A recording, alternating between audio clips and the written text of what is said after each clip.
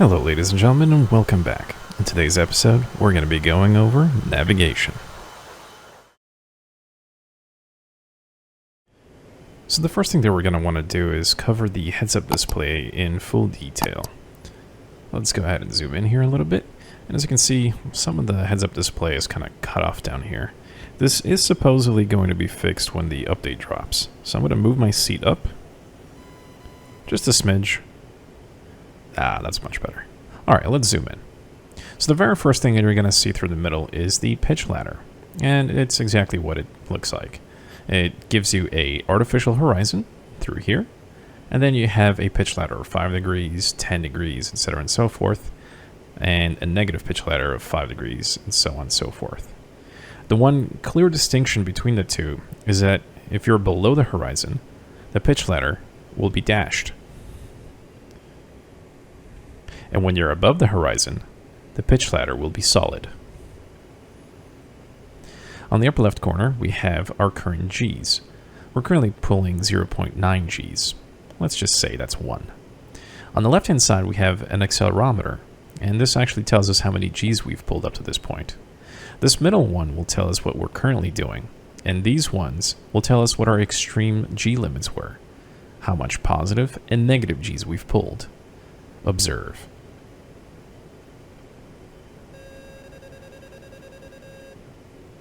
There you go. As you can see, we pulled somewhere around the 2.5 G mark. I can reset this with this button. Down below, we've already talked about what the speed is in knots and the altitude, but we haven't really talked about these numbers underneath. This number simply corresponds to what angle the TVV currently is sitting at on the pitch ladder. So 2, 1, 0, and we're no longer climbing. Now, this is something you can absolutely ignore. Essentially, what that section is for mission designers. If they want you to fly to a waypoint at a certain time that you need to be there, then that will indicate what speed you should be going in order to reach that area on that specified time. Since we're in a multiplayer server, or most missions we don't really care about that sort of thing, then we don't really need to worry about it. As you can see, it says R0 anyway. Additionally, it is interlinked with this line down here in the nav data block. Ignoring this, this will tell you whether or not you're behind or ahead of schedule. So again, this is something you can absolutely ignore for the time being. On the left-hand side, up here, if I had weapons on board, it would tell me I have CM and then 1,150 rounds for a combat mix of heat rounds, high explosive, and AP rounds, armor penetrating, at 1,150 rounds. Again, we're going to skip this line completely, and this tells us what altitude mode we're currently at. I'm currently trying to climb up to altitude, so I'm in path hold mode, and we'll go over the altitude hold modes in just a second. At the bottom of the heads-up display, we have the compass rose. One thing you need to understand is that there is an implied 0 at the end. So this is 260 degrees, 270 degrees, so on and so forth. And this triangle tells you exactly where we are on this compass rose. We should be around the 266 mark. On the right side of the nav block, you can ignore this top line completely. The one thing you're going to be focusing most on are these three things up here. This tells you what your currently selected steer point is. So our current steer point is steer point 1, and it's called MSN 000 for mission 000. The mission designer makes these up, so you can actually see these as defaults, or if the mission designer sets these up as steer point 1 is your target, it might be TGT, it could be your IP, your ingress point, etc. and so forth. So the name is up to the mission designer. This is how many miles away you are from that. We're 46 miles away. And we are currently at our altitude and speed and heading, going to reach that in, well, negative time because we're not flying directly to that waypoint. So where is the steer point 1? Well, if we take a look at our total velocity vector, you should see that it has a third line sticking out through it.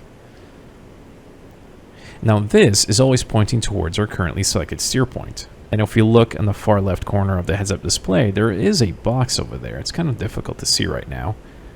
But that box will tell us with two numbers exactly how far you have to turn in order to reach that, and how many miles away we are from it, 48 miles.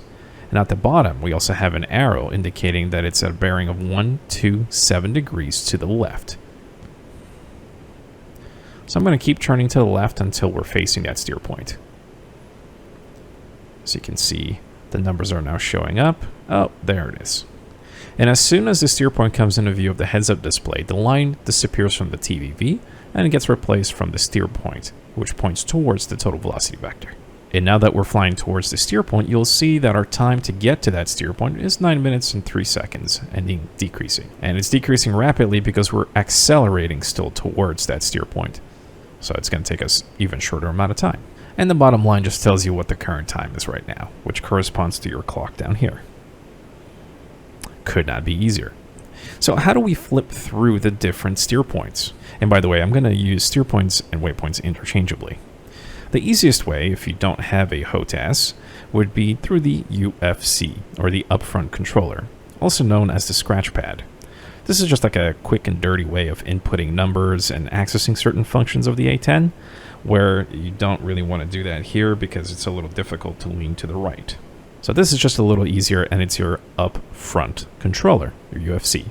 On the left-hand side, you see a steer rocker switch. If I flip through it, you'll see that the steer points will change. So steer point 2 is over here, it's called mission 1. Steer point 3 is somewhere to our left, at a bearing of 096. It's 38 miles away, and it's called mission 2. Before we move on, let's really quickly go over the autopilot modes. In the A10, we have 3 autopilot modes to choose from.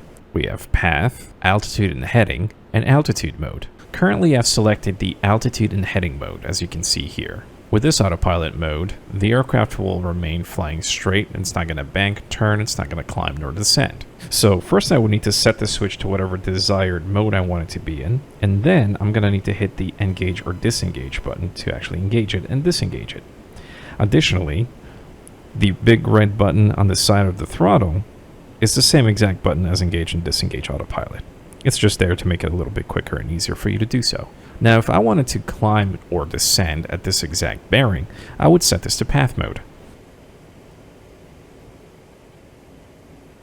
Now notice how my autopilot did not change to path mode. We're still stuck in altitude and heading.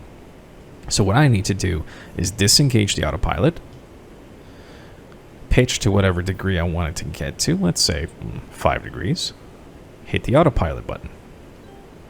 And now we're in path hold mode. And if I touch my stick, she'll rock, and then she'll go back to where she was. However, should I move my stick too much, warning, autopilot, the autopilot will automatically disengage.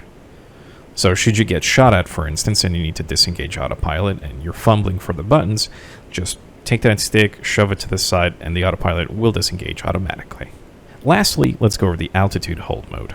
This will allow me to make orbits around a point. All I need to do is bank and engage autopilot. And that's it. That's all there's really to it. Pretty simple, right? There's just one other thing. The autopilot engagement actually has a limit. And that limit is roughly 5 degrees, depending on which autopilot you've set up. For instance, I'm still in the altitude heading mode. If I was above the pitch ladder at 6 degrees and I was pressing the autopilot button, I'm clicking it now, nothing's happening. I need to keep decreasing. There we go. Around the 4 to 3 degree maximum allowable bank. For instance, in path mode, I can set it to whatever angle I'd like for path mode, but I cannot exceed a certain bank angle. So right now, I cannot engage the autopilot. I will need to roll out, and now I can engage it. And the same thing for the main autopilot you're going to be in, which is the altitude and heading mode. And that's if I want to stick it right there and have it not move. I cannot climb above 3 or 4 degrees, and I cannot roll beyond 3 or 4 degrees. I need to be as close to that center as possible and then engage autopilot. Okie dokie, now that you've mastered the autopilot, let's keep going towards waypoint 2. But now I'm going to introduce Hotas Commands. This is the point where you need to take a pen and paper out, because from this moment on, your lessons are going to start getting a lot more difficult. You're going to need to write these down, and depending on your Hotas, you're going to start binding these things. I've already showed you from the first lesson what my controls are like, and I have everything bound for the Hotas section for the A-10C Warthog. So before we move on, I need to explain to you what SOI is, S-O-I. And it is going to be the backbone of you doing all of your Hotas controls. So SOI stands for Sensor of Interest. In layman's terms, the A-10 does not know what you want to do when you press a button on the Hotas. For instance, let's say I had a targeting pod on the left-hand side, and I had a Maverick on the right-hand side. I currently don't have them equipped, but both of these things can be slewed using the slew sensor. I can move the camera around for the targeting pod, and I can move the seeker head for the Maverick. So when I touch the slew sensor on my throttle, which is located here, how is the A-10 supposed to know what I want it to do? So this is where you need to tell it and say, hey, I need you to focus on this MFD or this MFD. So when I do my button presses, you only do things for this or the heads-up display. The heads-up display, the left MFD, and the right MFD are your three choices for your sensor of interest, or SOI. Now, in order to manipulate which one of these you want to go into, you need to use the coolie hat, which is also located on the throttle. And on top of that, you will also need to know that when you press buttons on the A-10C Warthog, there is a difference between tapping a button and pressing and holding the button. We call these short and long presses. For instance, let's say I wanted to make the TAD on the left-hand side of my left MFD my SOI. Currently, it's set as not SOI. And the right screen is also set as not SOI. So I know by default, my heads-up display must be selected as SOI. And one of these strings will be selected as SOI at any given time. And I know the heads-up display is my SOI because you can see a little asterisk on the left-hand side of the heads-up display. But like I said, I want to manipulate stuff on the TAD. So what I need to do is press coolie hat left long. Now this needs to be a press to the left with the coolie hat for about 1.5 seconds. Boom, just like that.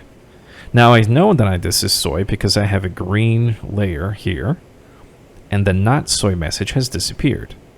You'll notice that this still says not SOI, and the asterisk has disappeared from the heads-up display. And I can move the SOI over on the right-hand side by pushing coolie hat right. Currently, I don't have a targeting pod or Maverick selected, so you can't really see that, but trust me, if I were to press coolie hat right long, it would set this SOI if I had a sensor there. Additionally, coolie hat left short and coolie hat right short has its own little thing. And that is, as you can see at the bottom of your MFDs, you have different programs. Now I can press these programs with my little mouse, or I can use my coolie hat to do this for me. Coolie hat right short will scroll through these programs to the right. Coolie hat left short will scroll to the left on the left MFD. So coolie hat left short, tap, tap, tap, tap. Coolie hat right short, tap, tap, tap, tap. Now I want to make the left MFD my SOI, coolie hat left long. Boom, done. The only weird one is the heads-up display. The heads-up display requires you to just tap it, so it's coolie hat up short. So left for left MFD, right for right MFD, up for heads-up display, and if I press it up, as you can see, the little asterisk has appeared on the heads-up display, and now this is my sensor of interest. Coolie hat down short is something you don't need to use. All it does is it swaps your left MFD for your right MFD. Coolie hat down short, coolie hat down short. So I can swap these as I'd like. Let's make our heads-up display SOI, which it currently is because the asterisk is there. And now I'm going to start manipulating these waypoints, or steer points, using the DMS key, Data Management System key. That would be this Hotas key right here. By pressing it in the up or down position, I can scroll through the different steer points this way. And it makes it really easy so you don't have to go and reach for your mouse whenever you're flying. Again, if you don't have enough buttons or you're still more comfortable with the mouse, just use the steer rocker switch. So there you go, you've just learned a bunch of new Hotas controls. Congratulations. The heads-up display is a wonderful tool to let you know everything that is happening with your aircraft, but unfortunately, you are going to need to learn how to use your steam gauges. Your heads-up display is susceptible to damage. You see, most of the electronics are located behind the cockpit of the A-10. So if you ever take shrapnel or missile or bullets to the rear, well, you're probably going to lose a couple of systems. Sometimes your heads-up display is going to go out. And if that happens, how are you going to navigate back home? Well, navigating back home, your starting position will always be steer point 0. So, heads-up display is set as soy. I'm going to hit DMS down. And there you go, initial position. This is literally where I started from, so if I ever need to go back to that same exact position, I can always go to steer point 0. But again, what if I lose my heads-up display? Well, this is where this is going to come into play. This is called the HSI, the Horizontal Situation Indicator. Now, it will not tell you which waypoint you have currently selected. However, what it does do is it points towards your currently selected steer point. And on the left-hand side, it tells you how many miles away you are from there. Don't worry about this. This is something for a little bit more advanced use. You can set this to help you navigate, and we've used this previously for landing at an airfield to make it a little bit easier. You also have a head bug. This is mainly just for you, so if someone tells you, hey, turn right through a bearing of 330, you can very quickly just do this, set it to 330, and you can start making that turn afterwards. It's mainly used for general aviation. You're not really going to use it here, but it's just there to help you out in case you are not really good with memorizing things and you want to set them and then just reference them while you're making your flights and navigations. As I make my turn to the left, you'll see that the needle will keep pointing towards that airfield, towards my currently selected steer point. So if I were to change the steer point to steer point, I don't know, 3, let's say, 1, 2, 3, notice how the needle will always point towards that steer point, but this inner needle doesn't do anything. That's just for you. You don't need to play around with this at all for navigation. You just need to reference where this needle is pointing at all times. And it's 22 miles away. Let's go over another example. And this would be, well, let's say, if I hit F10 on the map, that I've taken off from Anapa, and the progress has taken all of us out to, let's say, here. And the nearest airport to land is Makeup. Well, I can click on Makeup and get some information about it. Unfortunately, it does not have a TACAN. A TACAN is a wonderful little system. It basically allows me to home in directly towards the TACAN station at the airfield. Unfortunately, as you can see, not every single airfield has it. It's not until we start looking at the airfields down to the southeast in Georgia where we start to see these TACANs actually be available, like in Senaki. For instance, we have TACAN 31 X-ray. So if I was to want to utilize this, I would simply use the TACAN.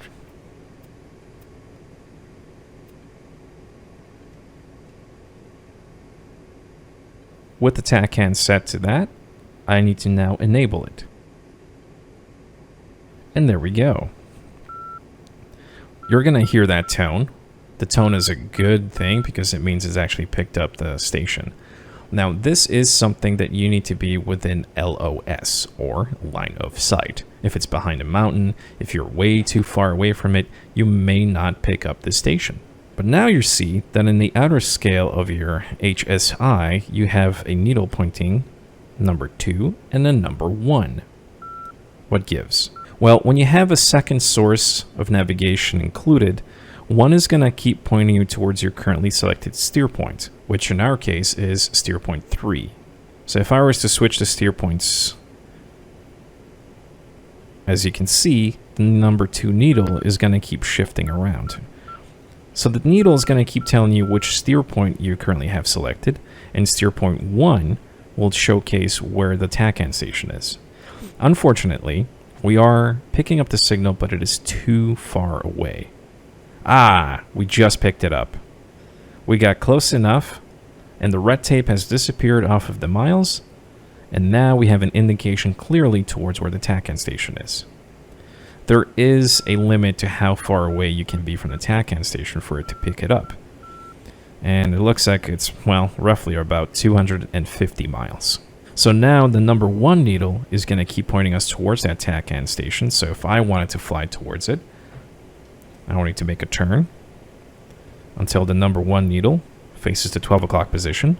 And this is our little picture of our aircraft flying this way.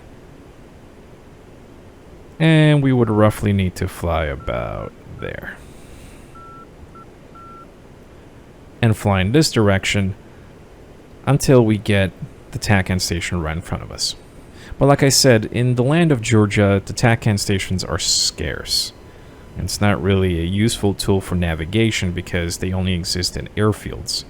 But if that was the only thing you had, then, you know, it is a possible way of navigating around using TACAN beacons. But we're not going to worry about that right now.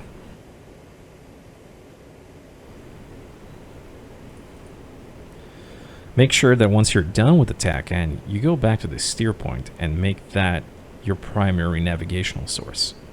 Now, what if I wanted to go through to an airfield that I don't have a TACAN for? There is one way of navigating, which would be to use the ruler. Basically, once you click on this, you right-click and you drag here. And as you can see, we have a rough bearing of 92 degrees for 93 miles. I'm going to use my heading bug.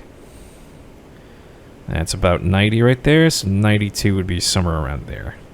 And then it helps to set it right here, because this course set will give you an actual course. So 92, easy peasy, let's just fly towards there.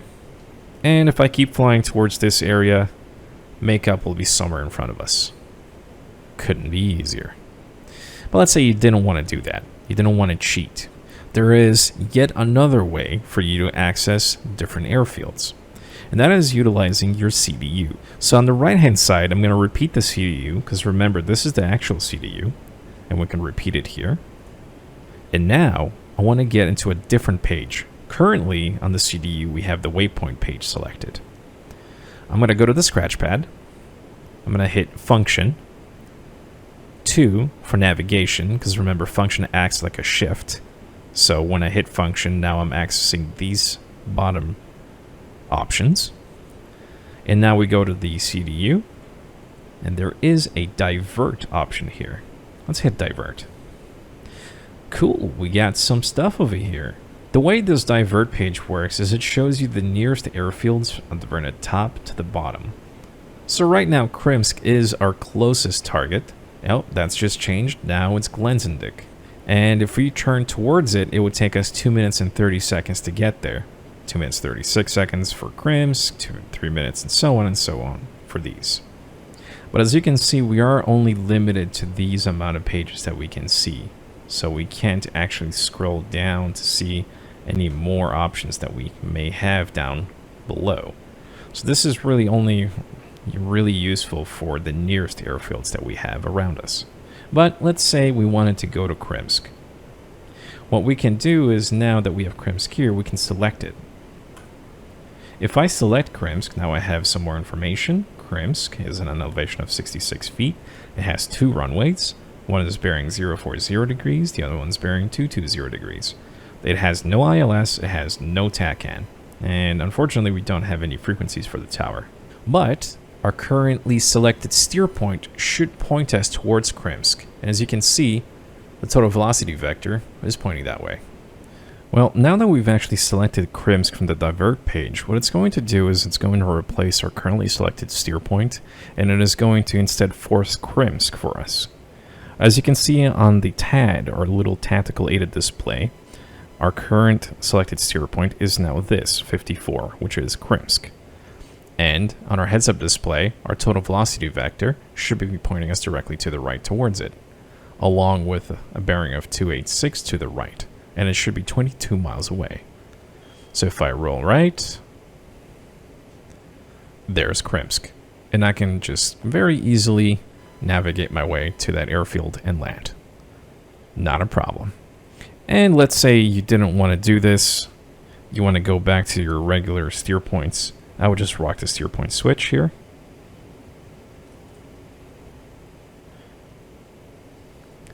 And now we're back to having our steer points.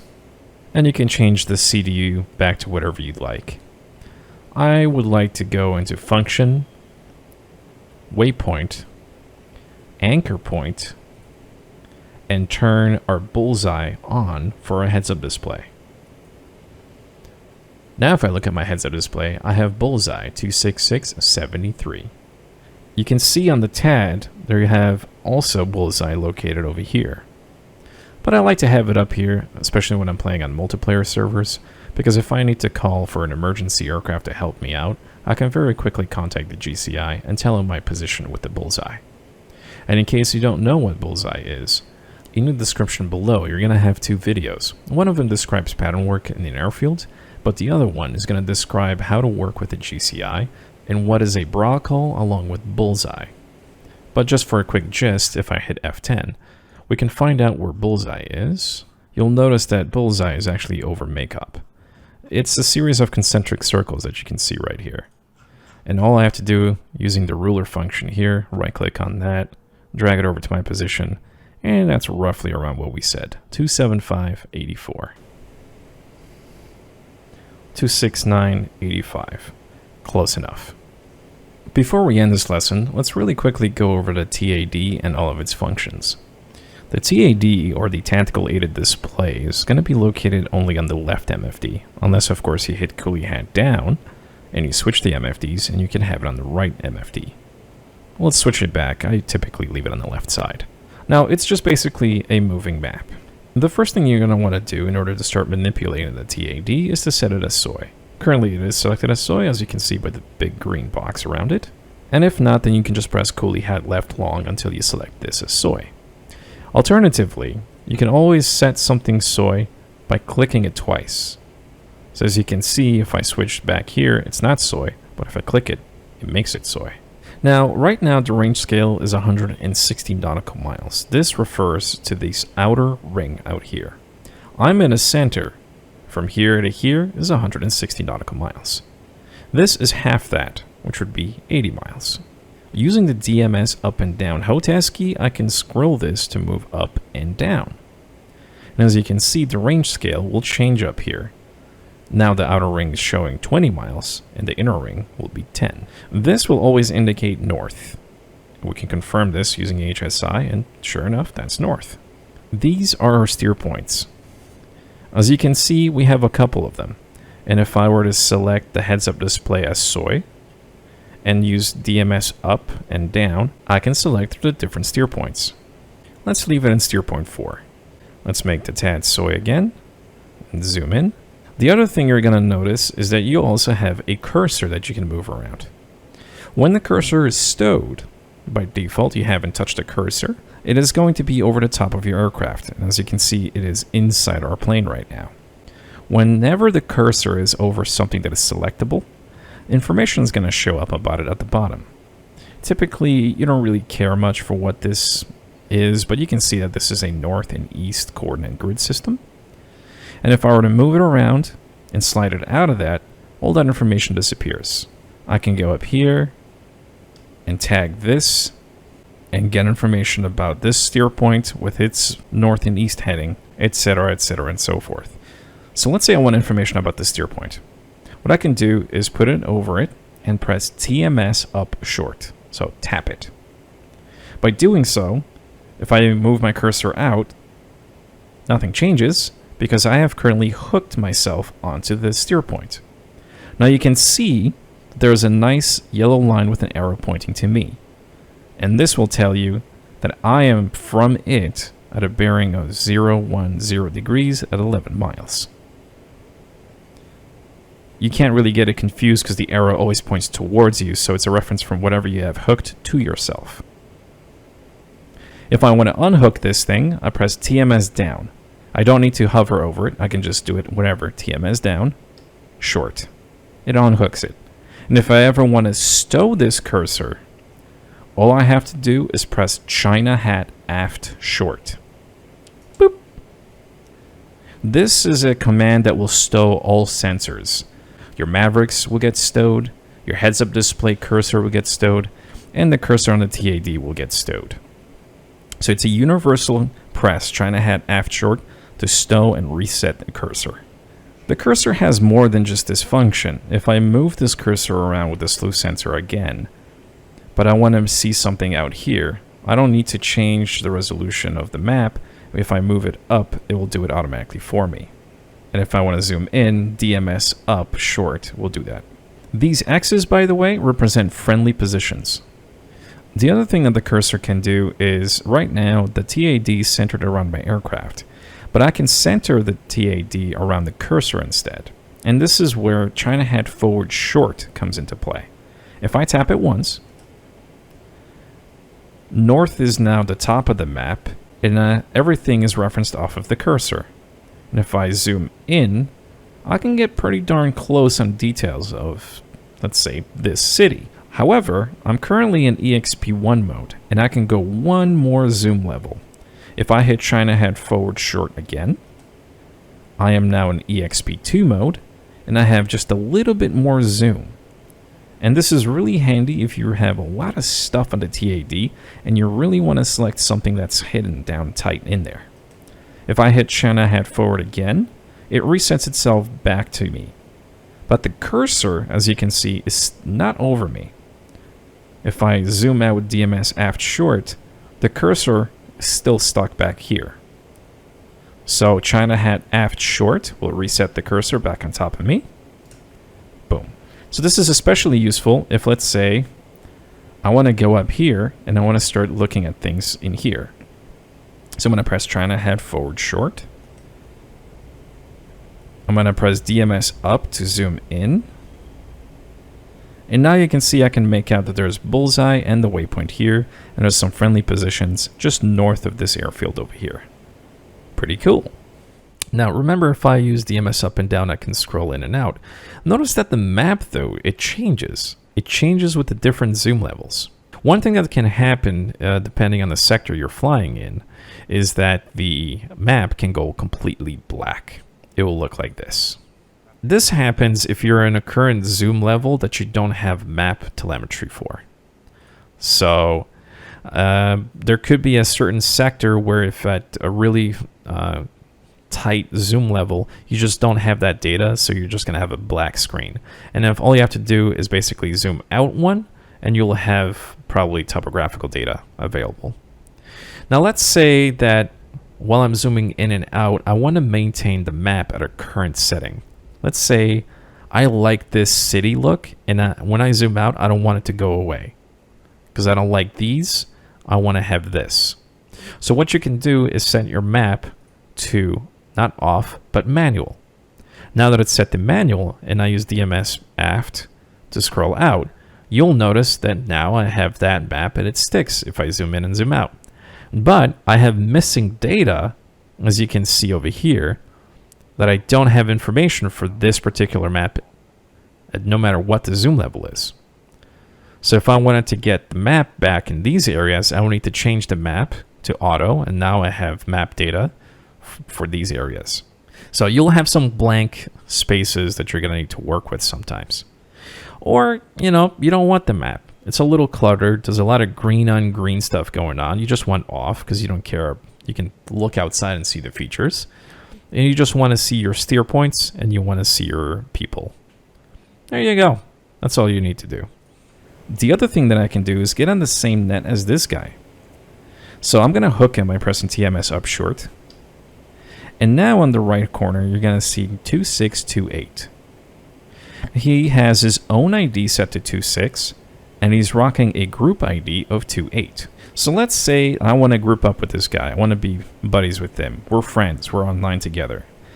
The way we can do this is we can set our own group IDs and get on it and have our own unique IDs. Net is over here. So I want to get on group 28 and have some own ID that is not 26. Hit net. My current group is 12. Let's go ahead and press 28. Confirm on the scratch pad that I have pressed 28. Let's say I've made a mistake. I can always clear it. Don't press enter.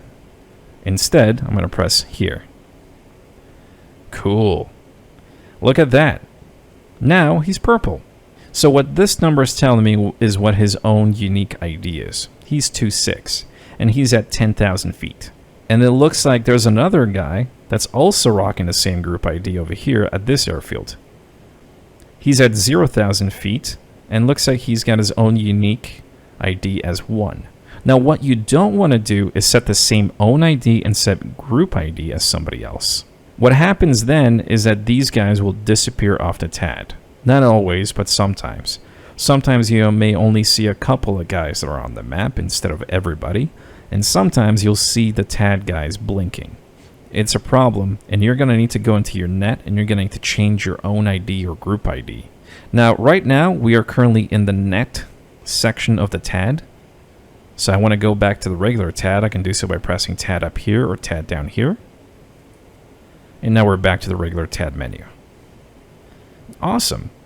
The other thing you're going to see is whatever you have hooked actually will show up on your heads-up display. So right now we have him hooked. And if I were to press TMS down, I would unhook him. But let's go ahead and hook him. Now if I go to my heads-up display, I'm going to have an additional marker. Take a look at this. You have a solid line coming through, still indicating where the currently selected steer point is. And I have a dashed 2 sets of parallel lines along with the dashed box, indicating what I have currently tagged or selected or hooked.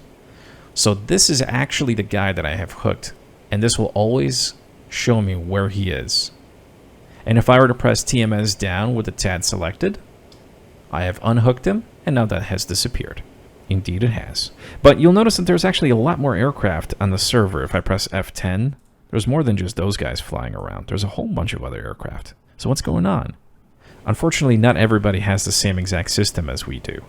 So since every single aircraft in DCS is running its own system, or maybe it doesn't even have a data link system, it simply is not compatible and will not show up. For the A-10C, the best you can expect is to see other A-10Cs, A-10As, and F-15Es, which currently are AI, but in the future will actually get the playable version.